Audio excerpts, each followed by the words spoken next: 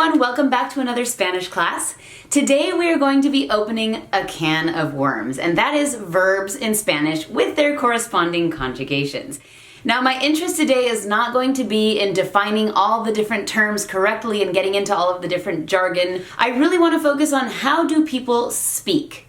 What does it sound like when people communicate on a daily basis? And in the interest of keeping the video relatively short, we're going to narrow the topic down to the present. Así es. Vamos a hablar del presente.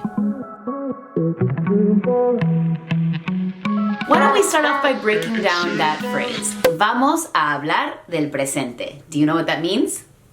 Let's talk about the present.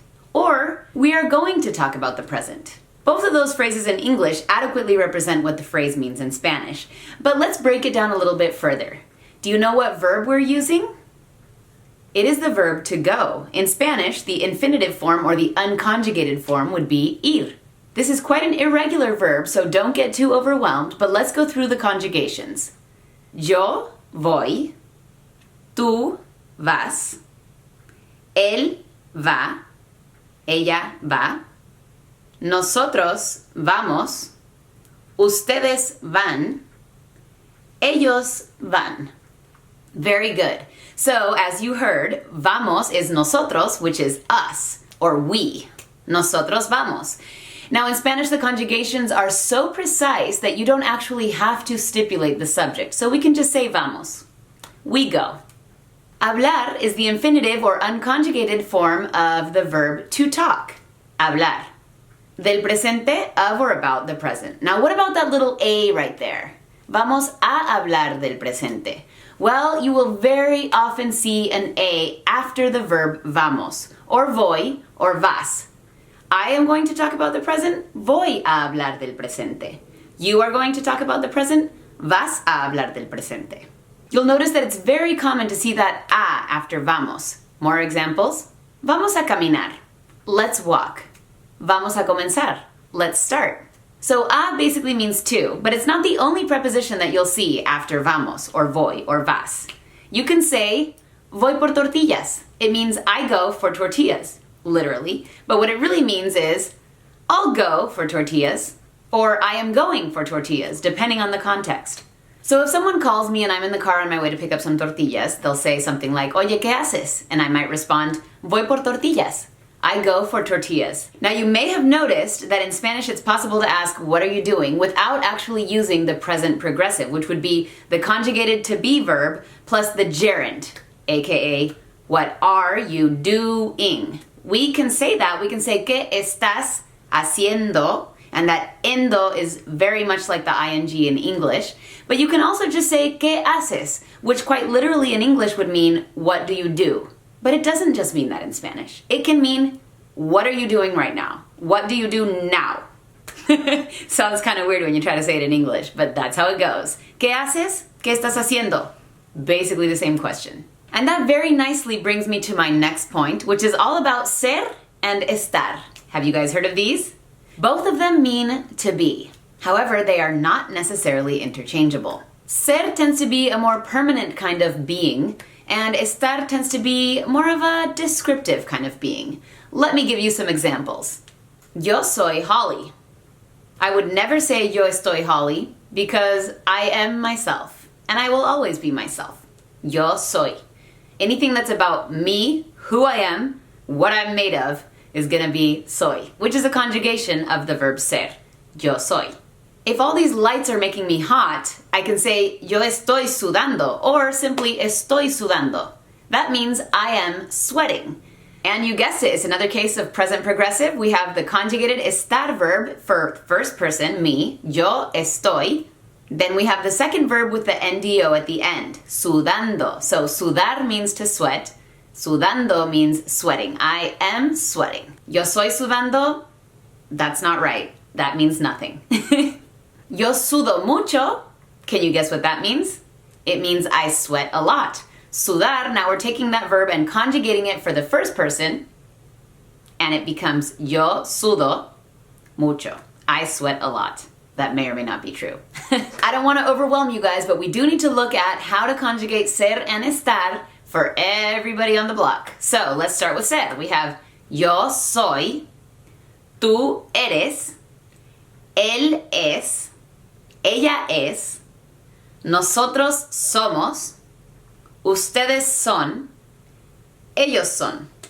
You'll notice that ustedes and ellos are pretty much always the same. I'm not going to say always because every time you make a definitive rule, something comes up to break it.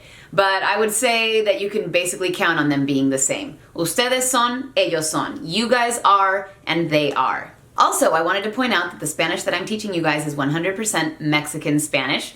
Therefore, if you are in Spain or in Argentina or in Chile, you might have some variations, also in Central America. Let me explain. In Spain, the word for you all is vosotros, and the conjugation is different from any of the ones that we've seen. Is actually sois for the verb ser.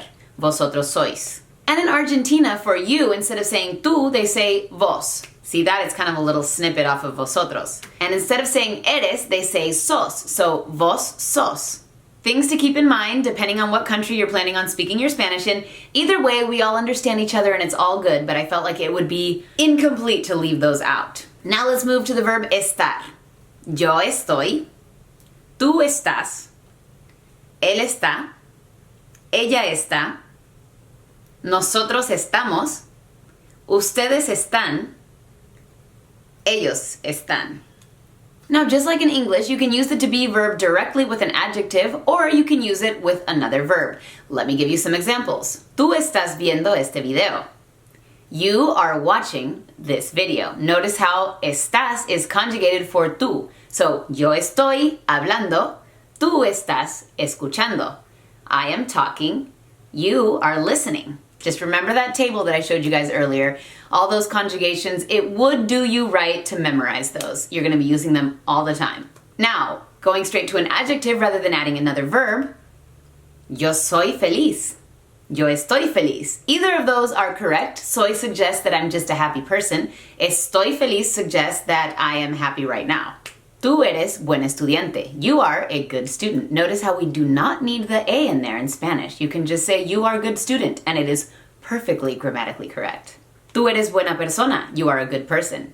All right, this whole conjugating thing is really fun. So let's do a few more verbs. This time let's look at some regular verbs so that you can get used to what the sounds make and how verbs usually end with the different people that we're talking about. So let's try cantar. That means to sing. Yo canto. Tú cantas, él canta, ella canta, nosotros cantamos, ustedes cantan, ellos cantan. Very good. Now notice the endings on those conjugations. They're going to be exactly the same for the next verbs, and you'll actually start to feel like, hey, I think I'm getting the hang of this. So let's try another one. Hablar, which means to talk. Yo hablo, tú hablas, él habla, ella habla, nosotros hablamos, ustedes hablan, ellos hablan. Very good. All right, let's try another one. Bailar. Do you know what that means? To dance. Can you think of a song that talks about bailar? Bailando, bailando, bailando, bailando. And another Enrique Iglesias song. Bailamos.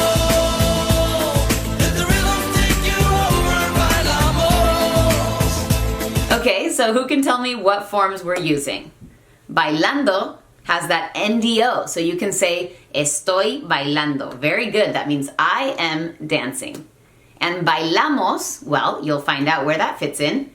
Yo bailo, tú bailas, él baila, ella baila, nosotros bailamos, ustedes bailan, ellos bailan. Did you hear bailamos in there?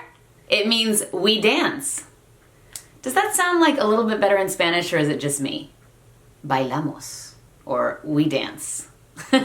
You've heard people say that Spanish is more romantic, now you know why. All right, let's conjugate one more regular verb. This time it's going to be vivir, to live. See if you can guess them before I say them. Yo vivo. Tú vives.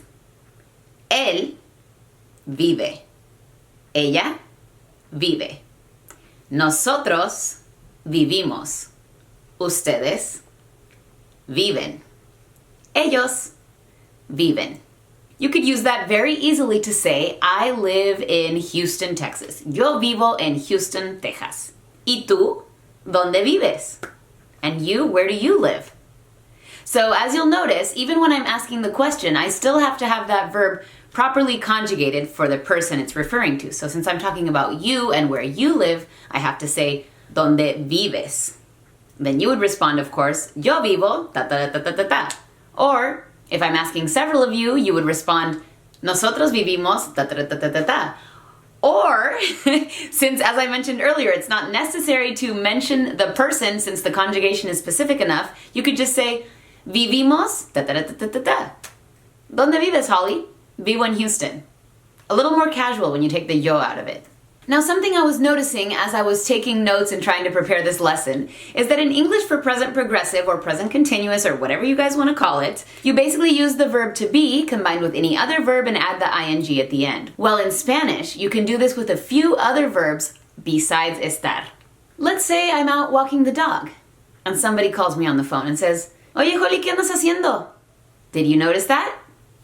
¿Qué andas haciendo? It's different than ¿qué estás haciendo? And I would say ando caminando al perro. So what does andar mean? This is a verb that basically means, you know what, let me Google it because I would say it means to walk, but that makes no sense. Give me 1 second. All right, here's what Google suggests. The first option is walk. The second one is go. The third one is go around, go about, hang around. Oh my goodness. Well, okay, let me just try to sum it up. Ando means going about, I think would be a really good definition actually. I'm going about doing this. So you can really throw it in and it sounds a little bit more casual than if you say estoy caminando el perro. Ando caminando el perro. Ando viendo boletos para Cancún. I'm going about seeing tickets for Cancún. It's a nice casual way of saying I'm looking for tickets to fly to Cancún. Maybe I'm shuffling with my keys and trying to grab everything before heading out the door. I would say, ando saliendo en este momento. Or how about the classic friend that you call them and you're like, are you here yet? And they're like, ando llegando. I'm going about arriving. Sure, bro, sure. Maybe you woke up on a Saturday and decided it was time to clean the house. You could say, ando limpiando la casa. I'm going about cleaning the house. Estoy limpiando la casa works perfectly well. I just want to show you that it's possible to use other verbs too. Back to one of our favorites, which is ir, one of the most irregular verbs on the planet. But again, what does it mean? To go. Very good. So much like English, we can use the verb to go to discuss future plans. And it really ends up blurring the line a little bit between present and future. Just as in English we can say, I'm going to brunch tomorrow at 11 a.m. In Spanish we can say, voy a ir a la fiesta de Raquel en la noche. Voy a ir a la fiesta de Raquel en la noche. Do you know what that means? Yo voy, I go. Remember, in Spanish this means I am going. A ir, to go. A la fiesta, to the party. De Raquel, of Raquel. What else did I say? Esta noche, tonight. ¿Vas a ir a la fiesta? Are you going to go to the party? Claro que voy a ir. Of course I'm going to go. But again, breaking this down, of course, go, the verb conjugated for me only, to go. Of course, go to go. Does any of this make sense? Vamos a pensar un poco más. Remember, vamos a, it's that same structure from the beginning of the video where I said, vamos a hablar del presente. It means we go. But for all practical purposes, it means let's. Let's think a little bit more. Very strange that we need that I in there, but remember, after vamos, you're going to very frequently need that preposition, to. Vamos a pensar un poco más. This is actually a very common mistake that I hear from gringos. Vamos pensar un poco más. Because you're just thinking, let's think, right? But no, you need that A in there.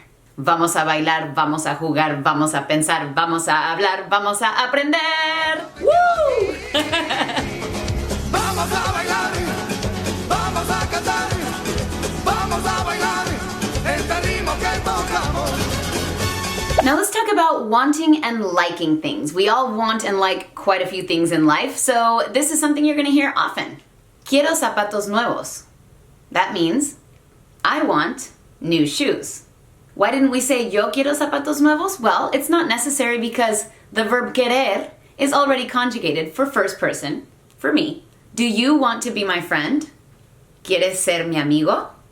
The only thing that makes that different from a statement is the set of question marks at the beginning and at the end. You can also say, ¿Quieres ser mi amigo? Which is kind of an odd thing to say, but it means you want to be my friend. So, ¿Quieres ser mi amigo? Do you want to be my friend? ¿Quieres ser mi amigo? You want to be my friend. Quiero ser tu amiga. I want to be your friend. Quiero un helado de chocolate. I want a chocolate ice cream. How about talking about things you like? This is a little odd and it can be a bit confusing. The reason is, how do I explain this? You don't actually conjugate the verb to like in Spanish, gustar, according to you. You conjugate it according to what you like. The best way that I can explain this to you guys is by comparing it to a word like excites. So this excites me, right? Why is it excites rather than excite for me? Why is it the third person conjugation there? It's because it excites you, right?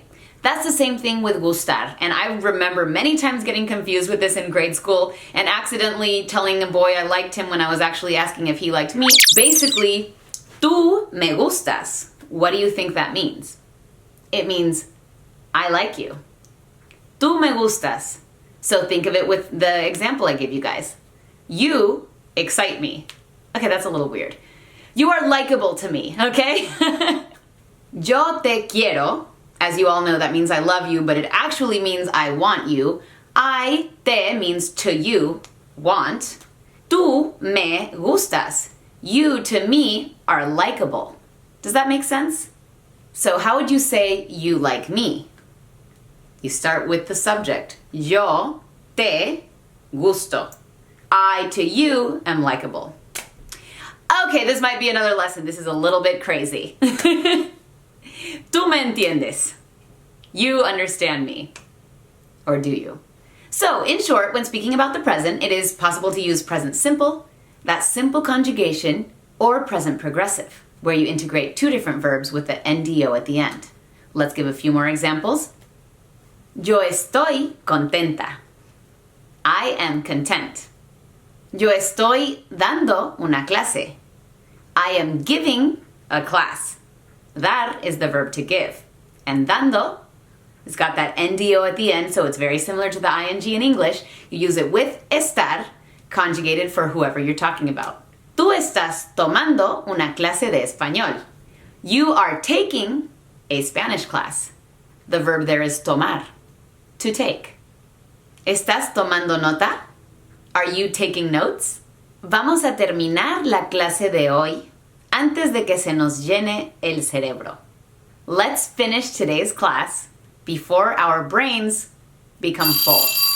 That's the bell. Thank you guys so much for joining me. Let me know in the comments if there are any other topics you'd like me to cover. This was a pretty basic class, but as you know, there is so much to explore. Remember, just get out there and try it and practice, and there's nothing wrong with making mistakes. That's the only way to learn. Talk to you guys next time. It's simple. You don't have to try too hard. Yeah, it's simple.